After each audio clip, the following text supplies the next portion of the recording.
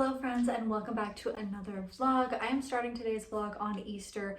It is currently late at night. My kids are all in bed. I'm about to start getting ready for bed, but it's also the last day of March. So I wanted to do like my monthly book wrap up, and I'm gonna go ahead and start off today's vlog. Usually I put this at the end of the vlog, but we're gonna go ahead and start off with the books I read in March. If you want to see more of like what we did on Easter, check out last week's vlog. It will be linked down below, but yeah, so starting off, I read 12 books in March, read or listened to, because I do also listen to audiobooks and I read physical books. And I also have Kindle Unlimited. So sometimes I read it on the app on my phone. Sometimes I'll read a physical book. Just depends on if it's on Kindle Unlimited or not. First, I read When She's Comet by Ruby Dixon. This was one of her serials. So for several months, she was releasing a chapter a day. I personally don't like reading serials until they're completed. Like if I'm reading a chapter every single day, I'm going to like forget what happened the previous day. But something that Ruby Dixon does is after her serials are completed, she always publishes them. And so this was one of her serials. It's also part of her Rizdaverse, which is kind of like her alien. It's like a human farming planet in her alien universe. And this book was, the very ending, it did pick up a bit and I did enjoy it more. And the way it ended made me look forward to like the next couple that I assume she's going to write the next serial about. But most of her Rizdaverse books are actually novellas, and they're all usually super short, less than 100 pages. And this was a long one. This was, I think it was around 600 pages, and it was too long for me for this like universe she's created, especially since most of the book was just like very, very slow. It wasn't until the end of the book that it really picked up. She has this Corsairs series that's what her previous serials were, and the Corsairs series were longer, but they were like so much action the entire book, and so I didn't mind that they were long. But these Rizdaverse ones, I do think I prefer them as novellas. It was hard to keep my attention when it was that long. And if you know me, you know I love Ruby Dixon. I will read anything that she publishes, but this was not my favorite. Next, I read Butcher and Blackbird. I got the book for my birthday. I did not enjoy it. I thought it was gonna be kind of like Where's Molly, based on like what everyone was saying and how it was being hyped up, and it just like it did not live up to the hype for me. Like as far as like dark novellas go, I just felt like it wasn't as dark as other books, and everyone was saying it would be. And when I read it, I was like, oh, this is bad, but it's not that bad. So yeah, Butcher and the Blackbird, also didn't love. The next two books, however, I loved so much. They're the best books I've read this year. They are Light Lark and Nightbane by Alex Astor. I feel like Alex Astor is kind of, she, like a lot of people don't like her for some reason. I don't really understand why. I think some people don't like her because she's considered self-published, even though she has like family that works in the publishing industry, and so she was able to get help. I don't completely understand the drama behind it, but all of that aside, all of your personal opinions about the author aside, I loved both of these books. They're the best books that I've read all year. They are so well written. It very much gives me like there are two potential love interests. And it very much gives me like Twilight vibes, like Team Edward or Team Jacob. And throughout the two books, there were different moments where I was like, ooh, I like this guy better. And then like I'd switch back and forth between who was my favorite, who I wanted her to end up with. And Nightbane in particular, the way it is written is so strategic, I guess, like to keep you wanting to read more and more and more. Like I had a hard time putting it down, because basically what she does is she does these like flashbacks, and so you keep reading in the hope that you get another flashback that reveals more of like these memories that she's forgotten. And it's so good. And after I put the books down, like I kind of didn't enjoy the next couple of books I've read. I mean, I feel like I'm still kind of in a reading slump after reading those, just because nothing is like giving me the feelings that I was experiencing while reading those two books because they were so good. Like I was so sucked into the universe. The world building is also like something that I have a really hard time with in fantasy, especially, and I think a lot of people do, is world building. If it's too complicated to understand, like I won't enjoy the book. But the world building was done really, really well. Maybe some people would consider it too simple, but I really enjoyed it because I could imagine the map, you know what I mean? The map, and not just the map, but the map, the hierarchies, the magic, like it was very well done. Next, I listened to The Prisoner's Throne, which is the second book of, oh my gosh, I forget the first book. It's like the Cruel Prince spinoff, but it's about Oak and Ren. And I really did enjoy The Prisoner's Throne. I really enjoyed those two books. They're a duet. Like I said, they're a spinoff series. It ended kind of foreshadowing another spinoff series.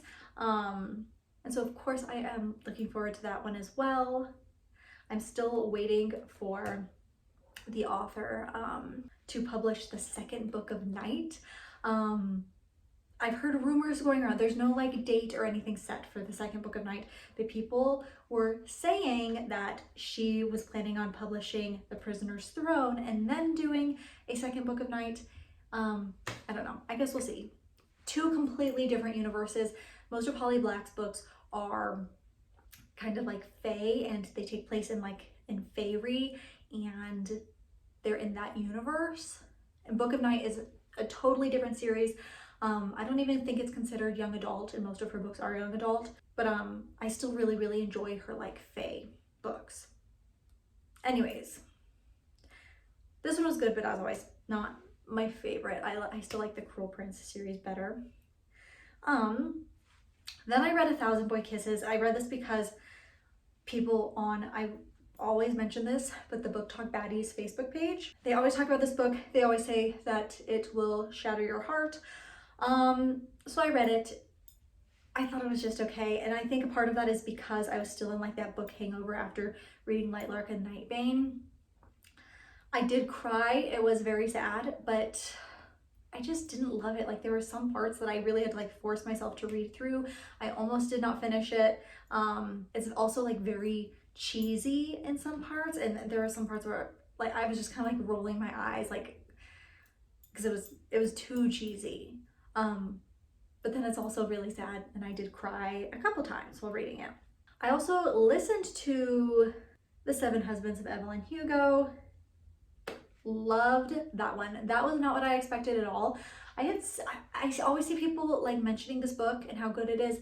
I had no idea what it was about really, and I'm not gonna describe it here because I will probably give too much of a spoiler away, but I love The Seven Husbands of Evelyn Hugo. The audiobook was really, really good.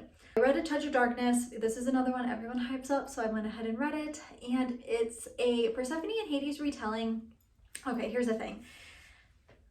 Some like modern day Persephone and Hades books will take the two characters and make it their own. Like they'll be inspired by the two characters, they'll take the name, they'll take the characters, and then they'll make their own story about it. This was literally a modern day retelling. All the things that happen in the mythology happen in the modern day. So it was kind of boring to read, especially because there's other modern day retellings that are so similar, and so it was almost like too repetitive, and I was like, I've read this before, written by different authors. I didn't love it, and there's like 6 other books in the series. There's like this book, A Touch of Darkness, from Hades' perspective, and I didn't even read like what the rest of the books are about. It was too repetitive for me. If you've read one modern day Hades Persephone retelling, I feel like you've read them all. That being said, I do love when authors take the characters and make a completely new story with those characters. So that's my opinion on that one. And then I read the duet There Are No Saints and There Is No Devil by Sophie Lark. I love Sophie Lark's books. I love her like mafia books. These two are also really good. They're like they're dark romances. What else can I say about them? They're written in a way that like it keeps you interested. Like at no point when reading these books did I get bored. just because there is always something going on, some drama going on. You're always reading to get to the next thing. But it's another one that's like a dark romance with like serial killers. And what can I say about them? I enjoyed them. I really like Sophie Lark's books. They're how do I put this nicely? They're very simply written. So they're easy to read, they're not overly complicated or anything. Smut is really good. There's always lots of drama, like I said, this one especially. They're dark romances. And yeah.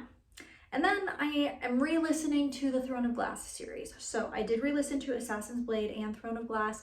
I finished them so quick. I was able to listen to them at 3 times speed because this is my second go around. It's been almost 2 years since the first time I listened to them. I own them on Audible. The first time I listened to the series, however, I'm trying to think of how to explain this. There are different orders to how you should read the series. And so the first time I read this, I read Assassin's Blade 4th, I think. This time I read it first, and I think after reading it both ways or listening to it both ways, it is my personal opinion that you should read, or in my case listen to, Assassin's Blade first. I had a really hard time getting through Throne of Glass the first time I listened to it, and a big part of that is because I was so lost. I had no idea what was going on. But if you do Assassin's Blade first, it clears all of that up. Throne of Glass makes much more sense.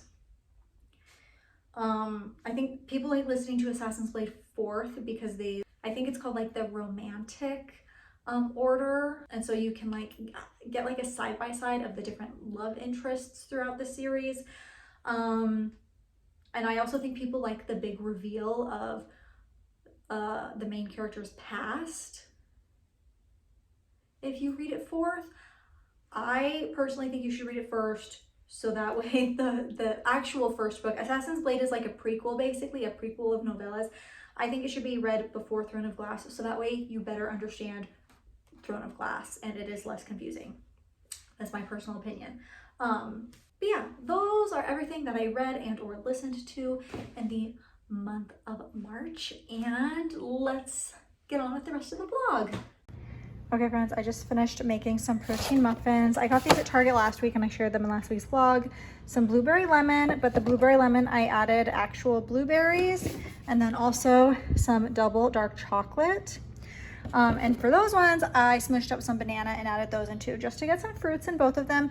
But my plan is to freeze these and just heat them up in the morning as like a pre-breakfast snack. Because usually first thing in the morning, breakfast makes me too nauseous. Like a full breakfast, I just get too nauseous. But I'm hoping just having one of these will be enough to just kind of spike my energy a little bit, wake me up a little bit, get me ready for the day, you know what I mean? So, made these, like I said, added some fresh fruit to both of them, and I'm gonna put them in the freezer. I wish I added sourdough discard because I have a bunch, but I didn't think of that until after the fact. But that would have also helped with gut health. And lately I just add sourdough discard to anything I'm baking because it's so easy. Even if it's a box mix like this, I'll just add a little bit of discard.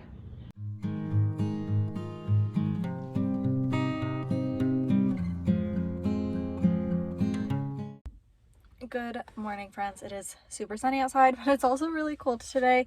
I just got Dunkin'. I got a matcha latte with almond milk and raspberry. So let's try this. My best friend's favorite drink.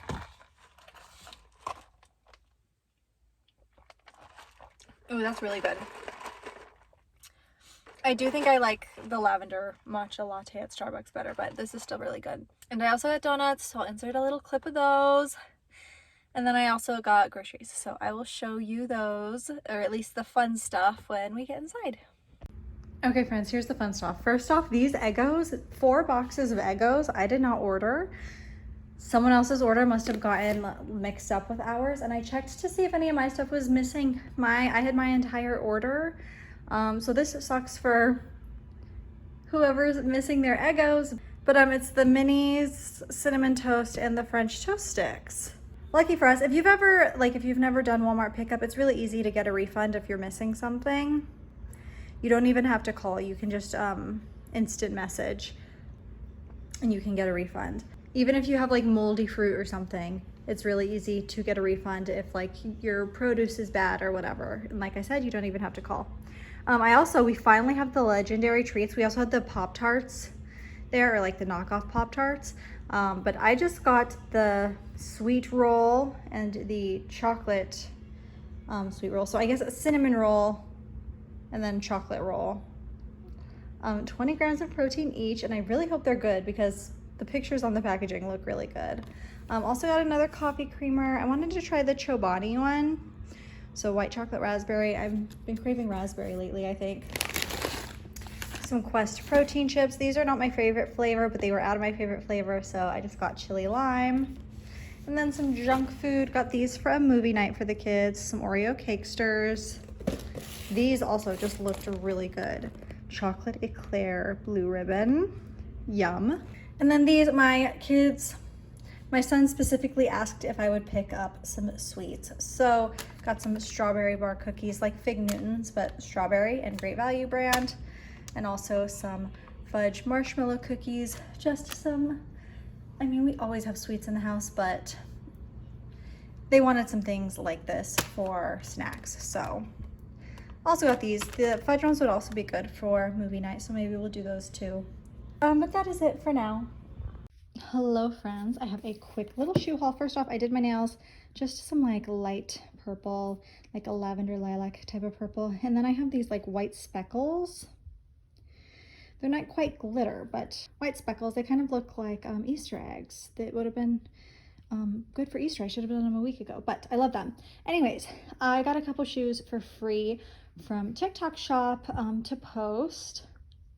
So those videos are already up on my TikTok, but I wanted to share them here as well. The first are these black platforms. I got some white platforms almost a year ago from Forever 21. And there's just been so many occasions where I'm like, I need these in black. Especially when I was in Vegas, I was like, it would have been perfect if I had shoes exactly like that, but in black. So got these from the brand. Like I said, it's Be Lovely. They kind of have like a strap that goes around your ankle, and I love them. And then these ones are so cute, but there is one thing I don't like about them. Okay, so they're these.